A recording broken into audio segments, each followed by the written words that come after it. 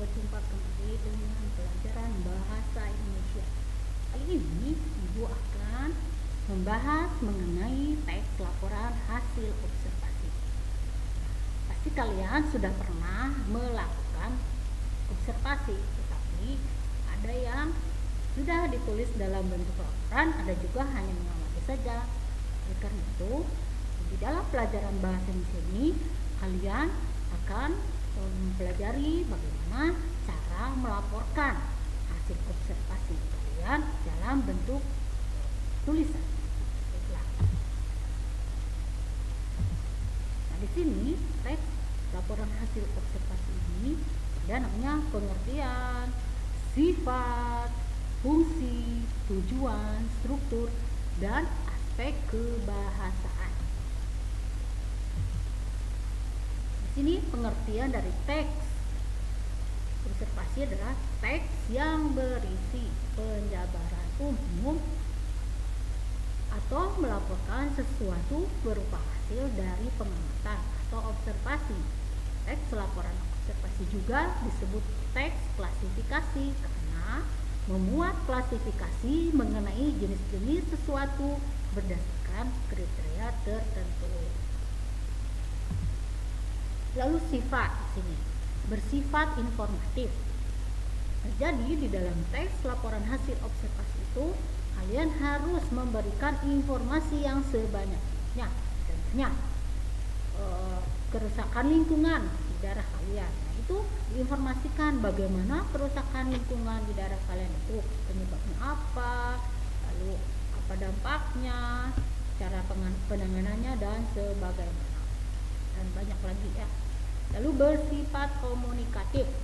Nah, di sini bersifat komunikatif ini maksudnya dapat dimengerti ya anak-anak ya.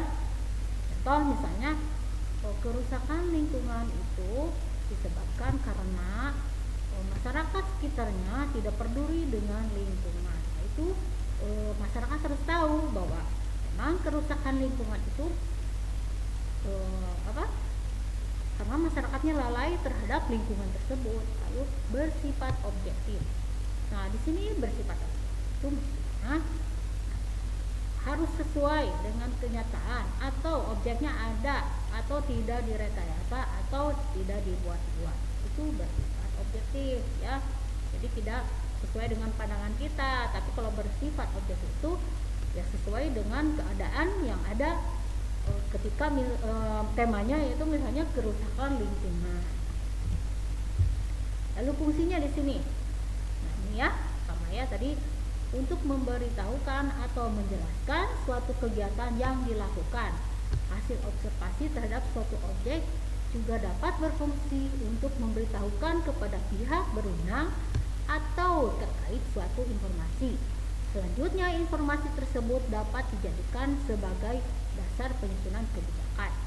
Nah, di sini kita mengambil contoh yaitu observasi kerusakan lingkungan. Nah, di sini kalian misalnya dengan mendokumentasikan kerusakan lingkungan, lalu mencari data, lalu melakukan wawancara di sekitar mengapa lingkungan tersebut rusak atau masyarakatnya mengapa tidak sadar ya tentang kerusakan lingkungan tersebut.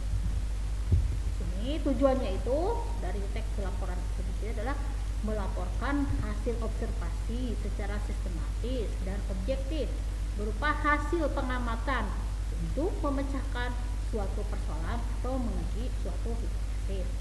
Jadi apakah memang benar di suatu lingkungan itu rusak lingkungannya gara-gara masyarakatnya tidak sadar akan kebersihan misalnya, mereka membuang sampah sembarangan, apakah benar memang disebabkan karena hal tersebut. Lalu di sini struktur teks laporan hasil observasi. Ini ada pernyataan umum atau klasifikasi. Jadi ini pernyataan umum berisi pembuka atau pengantar hal yang akan disampaikan. Bagian ini berisi hal umum tentang objek yang akan dikaji, menjelaskan secara garis besar pemahaman tentang hal tersebut. Contohnya kerusakan, dampak kerusakan lingkungan di sekitar rumah saya. Itu ada beberapa yang menyebabkan kerusakan lingkungan tersebut, gitu kan. Nah, itu dipaparkan nanti dalam pernyataan umum atau disebut juga biasanya itu pembuka ya. Di sini ada deskripsi bagian. Deskripsi per bagian berisi penjelasan detail mengenai objek atau bagian yang diklasifikasikan. Di sini objeknya apa yang akan kalian observasi. Nah, itu tadi kan kerusakan lingkungan. Berarti objeknya lingkungan yang ada di sekitar kalian. Deskripsi manfaat. Deskripsi manfaat menunjukkan bahwa setiap objek yang diamati memiliki manfaat atau fungsi dalam kehidupan.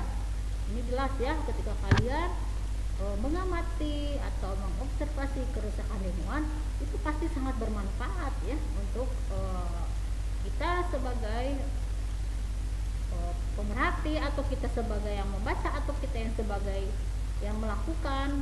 Itu manfaatnya banyak ya untuk diri kita dan lingkungan sekitar. Terima kasih, itu saja untuk tes laporan hasil observasi.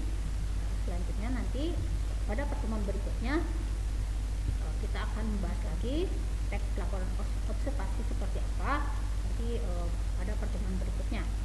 Nah, di sini kalian harus, setelah ini kalian harus menjawab pertanyaan yang telah Ibu buat dalam e-learning. Terima kasih. Wassalamualaikum warahmatullahi wabarakatuh.